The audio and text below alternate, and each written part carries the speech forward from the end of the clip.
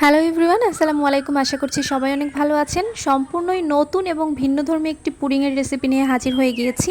আমার আজকের রেসিপি বেলের পুডিং। এই পুডিংটি তৈরি করতে সময় লাগবে মাত্র 5 মিনিট। তবে এই পুডিংটি খেতে এতটাই মজার, আমি আসলে অন্য কোনো পুডিংয়ের সাথে এর তুলনা করব না। আপনারা যখন বাসায় নিজেরা তৈরি করবেন, নিজেরাই কিন্তু বুঝতে পারবেন। আসলে বেলের শরবতটা আমার খুবই পছন্দের, সেজন্যই ভাবলাম যে বেলের পুডিং কোনোভাবে তৈরি করা যায় কিনা। ফাইনালি যখন এটা তৈরি করেই ফেললাম, এর রেজাল্ট দেখে আসলে আমি নিজেই অবাক হয়ে গিয়েছি যে এতটা মজার পুডিং এতদিন কেন তৈরি করলাম না। তো চলুন দেখে নিই এটা কিভাবে তৈরি করেছি আমি। পুডিং তৈরি করার জন্য প্রথমে একটা হাঁড়িতে নিয়ে নিচ্ছি মেজারমেন্ট কাপের 1 কাপ তরল দুধ।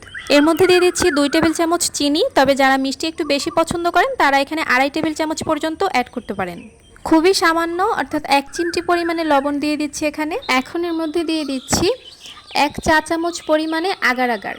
যে কোনো তরল খাবারের মধ্যে আগার আগার ব্যবহার করা হলে তরল খাবারটা জমাট বাঁধতে সাহায্য করে।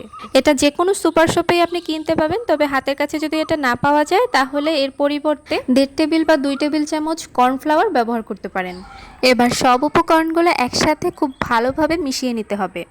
আর এই কাজটা দুধ ঠান্ডা থাকা অবস্থায় করতে হবে, অর্থাৎ চুলা জ্বালানোর আগেই কিন্তু সব কিছু মিক্স করে নিতে হবে। এবার চুলাটা অন করে দিয়ে মিডিয়াম লো আছে এটাকে রান্না করে নিতে হবে যতক্ষণ না একটা বলক চলে আসে। কিছুক্ষণের মধ্যেই দেখবেন দুধে বলক আসতে শুরু করেছে এবং মিশ্রণটাও অনেক ঘন হতে শুরু করেছে, কারণ আমরা এখানে আগার আগার ব্যবহার করেছি। বলক আসার পরেও আরও 1.5 থেকে 2 মিনিট আমি এটাকে নেড়েচেড়ে রান্না করে নিচ্ছি। এরপরে চুলাটা বন্ধ করে দিচ্ছি। চুলা বন্ধ করে দিয়েই সাথে সাথেই এর মধ্যে দিয়ে দিচ্ছি 3 টেবিল চামচ বেলের কাঠ।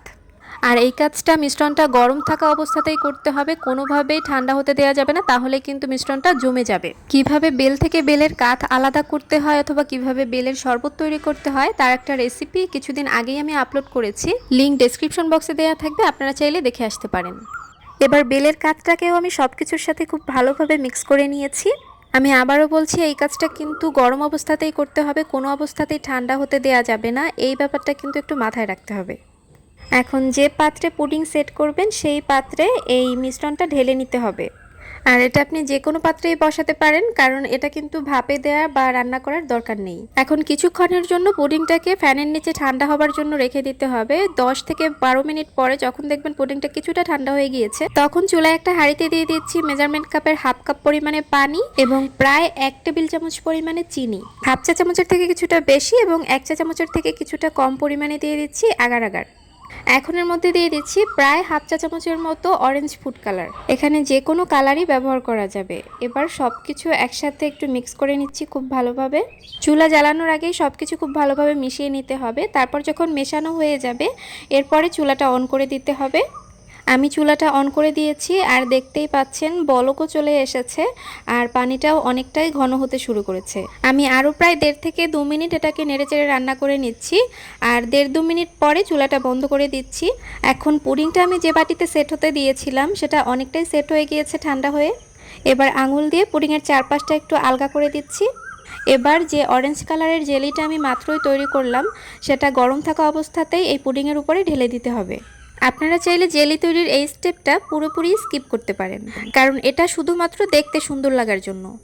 এবার একটা চামচের সাহায্যে ভিডিওতে যেভাবে দেখছেন পুডিংয়ের চারপাশটা একটু ছাড়িয়ে ছাড়িয়ে দিচ্ছি, যাতে করে পুডিংয়ের নিচের সাইডেও জেলিটা প্রবেশ করতে পারে। তবে কাজটা খুবই সাবধানে করতে হবে যাতে পুডিংটা ভেঙে না যায়। এখন পুডিংটাকে 15-20 মিনিটের জন্য ফ্যানের নিচে রেখে ঠান্ডা করে নিতে হবে। তারপরে নর্মাল ফ্রিজে রেখে পুরোপুরি ঠান্ডা করে দেন এটাকে পরিবেশন করতে হবে। আপনারা চাইলে পুডিংটাকে শুধুমাত্র ফ্যানের নিচে রেখে ঠান্ডা করেই খেতে পারেন, তবে পুডিং সাধারণত ঠান্ডা ঠান্ডাই খেতে বেশি ভালো লাগে, সেজন্য আমি বলবো এই পুডিংটাকে মিনিমাম 1 থেকে 1.5 ঘন্টা নর্মাল ফ্রিজে রেখে ঠান্ডা করে খাওয়াই ভালো। আমি পুডিংটাকে প্রায় 2 ঘন্টার জন্য নর্মাল ফ্রিজে রেখেছিলাম। এবার পুডিংটাকে মোল্ড আউট করে নিচ্ছি।